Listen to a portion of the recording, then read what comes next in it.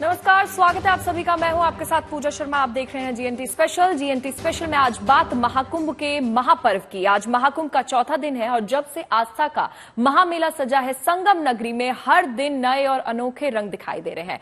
खासतौर पर आंकड़ों के साधु संतों और हठ योगियों का जमघट त्रिवेणी के तट पर नजर आ रहा है। हठ योग भी ऐसा कि कई बार कोई कार के बोनट पर नजर आता है तो कोई कांटों की सेज पर अपनी साधना में लीन है। ऐसे कई बाबाओं के अनोखे रूप प्रयाग में देखने को मिल रहे हैं। संगम के तट पर योगियों का ये हठ कुंभ नगरी आने वालों को हैरान कर रहा है। आप भी देखिए।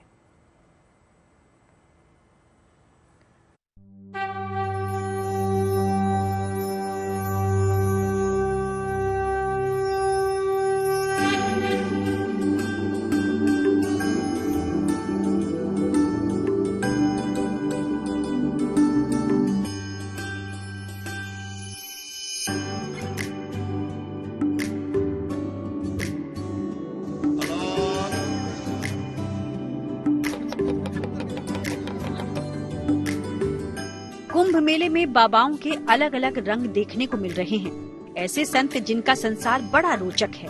इनमें से कोई अपने अनूठे कर्तव्यों से अभिभूत कर रहा है तो किसी का निराला अंदाज कुंभ में आ रहे भक्तों को लुभा रहा है।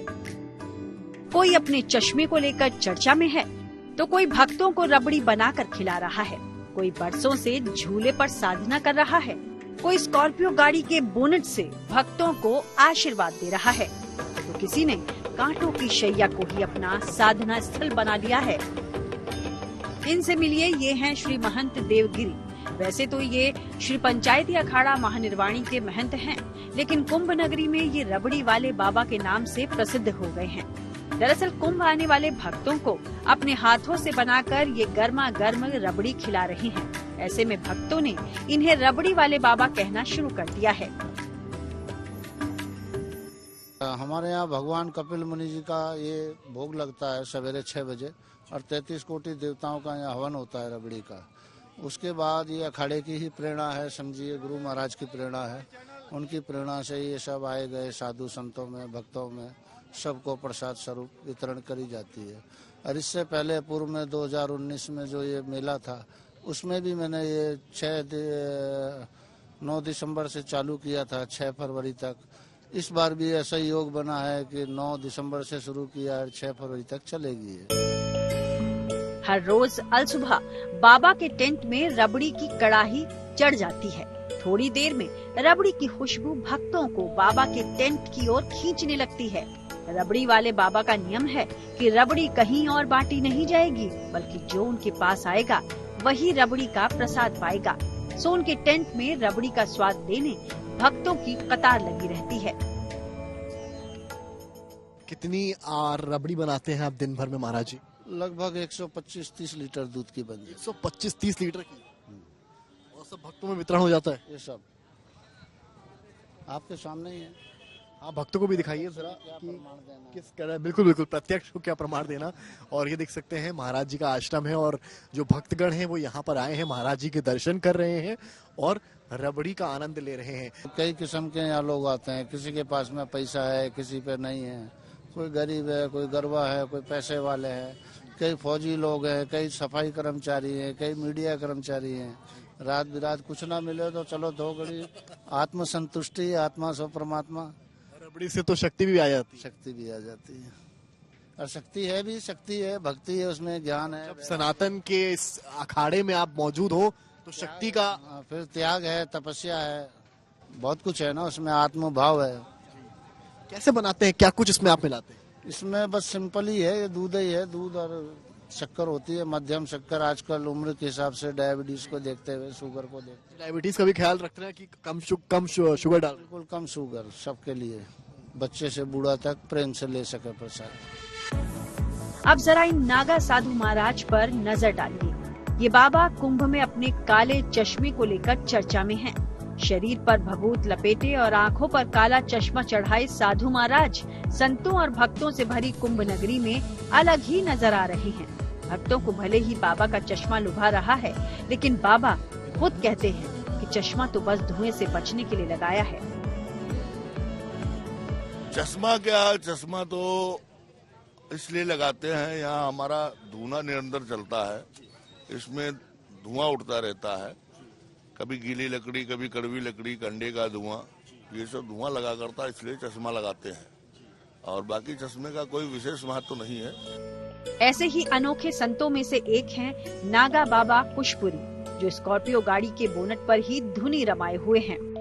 किसी को संसार की ओर जाना होता है तो किसी को संसार से बाहर आना रहना होता है, तो आई मोच फकीर की और झोपड़ा दिया फूक और सन्यास में आकर भजन करने लगे। जय महाकाल। गुजरात की द्वारकापुरी से आए बाबा कुशपुरी इसी गाड़ी से सफर करते हैं और इसी के बोनट पर गद्दी सजाकर लोगों को आशीर्वाद दे रहे हैं।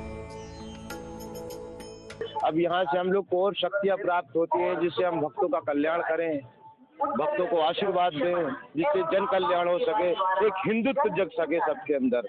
जय बोलो, जय सनातन की, जय हिंदुत्व की, जय भारत माता की, हर हर महादेव। कुंभ नगरी में ऐसे तमाम साधु सन्यासी अनोखे ढंग से साधना और तपस्या करते दिखाई दे रहे हैं। कांटे वाले बाबा भी इन्हीं में से एक हैं, जो हठ योगियों की तरह कांटों की सेज पर ही लेटकर अपनी साधना कर रहे हैं। कांटे वाले बाबा का असली नाम रमेश कुमार माझी है। इनका दावा है कि ये 40 से 42 वर्षों से कांटों पर आसन ग्रहण कर तपस्या कर रहे हैं और बदन पर कांटे ही ओढ़ रखे हैं। इनका कहना है कि इन्हें कांटों की इस सेज पर कोई कष्ट नहीं होता। वैसे तो किसी को एक भी कांटा चुभ जाए ना तो चीख निकल जाती है, लेकिन कांटों पर मजे में डमरू बजाते हुए ये बाबा सभी को हैरान कर दे रहे हैं। ये बाबा सिर्फ प्रयागराज में ही नहीं बल्कि उज्जैन, नासिक, हरिद्वार और दूसरी जगहों पर भी जाते रहते हैं। इनका दावा है कि इस तरह साधना से इन्हें लाभ होता है। लाभ होता शरीर का, मैं अपने शरीर के लिए करता हूँ लाभ। मरीज जाता है, डॉक्टर के पास जाते हैं, दवा खाते हैं, शरीर सही रहता है। हम साधु हैं, तपस्या करता हूँ, मेरा कर्तव्य है तपस्या करना। बाबा रमेश कुमार माझी जहाँ कांटों की सेज पर तपस्या कर रहे हैं, तो वहीं एक साधु ऐसे भी हैं जो पिछले कई वर्षों से झूले पर साधना कर रहे हैं। महाराज जी, ये बताएं कि आप कितने साल से इस झूले पर हैं? 6 साल से। 6 साल से। तो ये हठ योग है आपका? हठ योग। मतलब किसी संकल्प के साथ आपने किया है? मतलब 12 साल का हठ योग होता है, तो 12 साल के बाद क्या कुछ और सोचा है या फिर अभी इसी को आगे बढ़ाएंगे? इसी को भी आगे बढ़ा सकते हैं। अभी तो 12 साल पूरे होने, अभी 6 हुए हैं। बाकी आजीवन भी हो सकता है, 24 साल भी हो सकता है, इसी की कोई भी फिक्स नहीं है। महाराज जी, आप जब कुंभ स्नान किए होंगे तो कैसे किए हैं? सब कुछ खड़े खड़े ही करना है, जो भी है। बैठे नहीं है? क्या पैर में कोई समस्या? नहीं, कोई समस्या नहीं, गुरु कृपा। प्रयागराज में महाकुंभ का महामेला लगभग 1.5 महीने तक चलेगा। देश भर से पहुंचे अखाड़ों के साधु संतों की भीड़ के बीच ये अनोखे संत सबका ध्यान खींच रहे हैं। हर हठ योगी अलग अलग तरीके से संगम नगरी आने वाले श्रद्धालुओं को कोई ना कोई संदेश जरूर दे रहा है। कुंभ नगरी प्रयागराज से समर्थ श्रीवास्तव और गुंजन दीक्षित के साथ bureau report, good news today. 4 दिनों में अब तक करीब 7 करोड़ श्रद्धालु संगम में डुबकी लगा चुके हैं, लेकिन सुर्खियां वो साधु संत भी बटोर रहे हैं जो विदेशों से पधारे हुए हैं और भगवा रंग में रंग कर सनातन का गुणगान कर रहे हैं। अमेरिका, फ्रांस, कनाडा, जापान समेत 9 देशों से आए विदेशी महामंडलेश्वर महाकुंभ में मौजूद हैं। इस वक्त देखिए खास रिपोर्ट।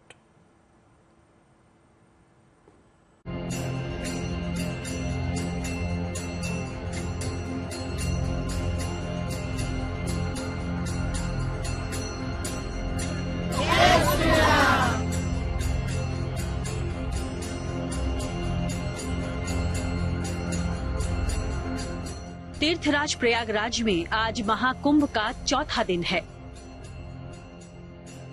हर स्नान के साथ श्रद्धालु नया रिकॉर्ड बना रहे हैं। महाकुंभ न केवल भारतीय संस्कृति और अध्यात्म का उत्सव है, बल्कि ये दुनिया में भी सनातन धर्म की महत्ता को बता रहा है। ओम पूर्णमदा पूर्णमिदं पूर्णात् पूर्णमुदच्यते पूर्णस्य पूर्णमादाय पूर्णमेवावशिष्यते। ओम शांति शांति शांति। महाकुंभ के सेक्टर 17 में ऐसा ही एक मुक्तिधाम कैंप लगा है, जिसमें अमेरिका, फ्रांस समेत पश्चिम के कई देशों से करीब 40 साधु संत पहुंचे हैं। ये विदेशों में सनातन धर्म का प्रचार कर रहे हैं। ये कैंप आध्यात्मिक संत साई माँ लक्ष्मी देवी मिश्रा का है, जो जगत गुरु हैं।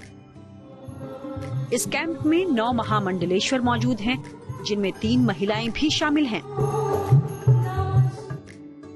विदेशी मूल के महामंडलेश्वर सनातन का अपनी प्रतिभा, शिक्षा और अनुभव के जरिए दुनिया भर में प्रचार और प्रसार कर रहे हैं। इनमें से कोई पीएचडी है तो साइकोलॉजिस्ट, कोई म्यूजिशियन तो कोई इंजीनियर है, कोई 40 का है तो किसी की उम्र 75 साल है। जगत गुरु साई माँ और उनके विदेशी मूल के महामंडलेश्वर संतों के अलावा कई देशों से हिंदू धर्म के प्रति आस्था रखने वाले सैकड़ों विदेशी मूल के अनुयायियों ने मकर संक्रांति पर महाकुंभ का पहला अमृत स्नान किया था। साई माँ को 2007 के प्रयाग अर्धकुंभ में वैष्णव साधु समाज ने जगत गुरु की उपाधि दी थी। प्रयागराज में 2019 के कुंभ मेले में साई माँ के 9 ब्रह्मचारियों को अखिल भारतीय श्री पंच निर्मोही अनि अखाड़े में महामंडलेश्वर के रूप में दीक्षा दी गई। ये एक ऐसा सम्मान है जो ब्रह्मचारियों के ऐसे अंतर्राष्ट्रीय समूह को पहले कभी नहीं दिया गया। कुंभ मेले में एक शक्ति की दूसरी जगह में नहीं है। यहाँ एक तरह की शांति भगवान से आया। कल हम लोग साइस्थान गए, वहाँ गंगा माता, उनकी आशीर्वाद सब लोग अंदर आया। मैंने देखा कि सब साधु लोग बहुत शांति रखा। ये शांति ह्यूमन शांति नहीं, ये भगवान परमात्मा से। सनातन धर्म है, सिर्फ है, हमेशा है, पहले है, अगले भी होगा। ये सनातन धर्म, मेरा दिल जानता हूँ कि ये सत्य है। अच्छा, अमेरिका से आपको सनातन धर्म खींचना है? हाँ। 144 सालों के बाद आया ये महाकुंभ भारत के साथ विदेशों में भी चर्चा का विषय बना हुआ है। भारत के 13 अखाड़ों के साधु संत सनातन के संगम का आनंद ले रहे हैं, लेकिन उनके साथ साथ परदेश से आए साधु संत और सन्यासी भी आस्था की इस गंगा में शामिल होकर सनातन का अभिषेक कर रहे हैं। प्रयागराज से आनंद राज और गुंजन दीक्षित के साथ bureau report, good news today. और प्रयागराज से सीधे गुंजन दीक्षित हमारे साथ जुड़ गई हैं। गुंजन, महाकुंभ में इस वक्त कैसा नजारा आप देख पा रहे हैं, विस्तार से बताइएगा और तस्वीरें जरूर दिखाइए। आप सबका दिल से बहुत आभार। बिल्कुल, देखिए पूजा, महाकुंभ में आप जहां नजर घुमाएंगी वहां आपको खूबसूरत तस्वीर नजर आएगी। इस वक्त मैं हनुमान घाट पर मौजूद हूं और अब से कुछ ही देर बाद यहां पर गंगा आरती होने वाली है।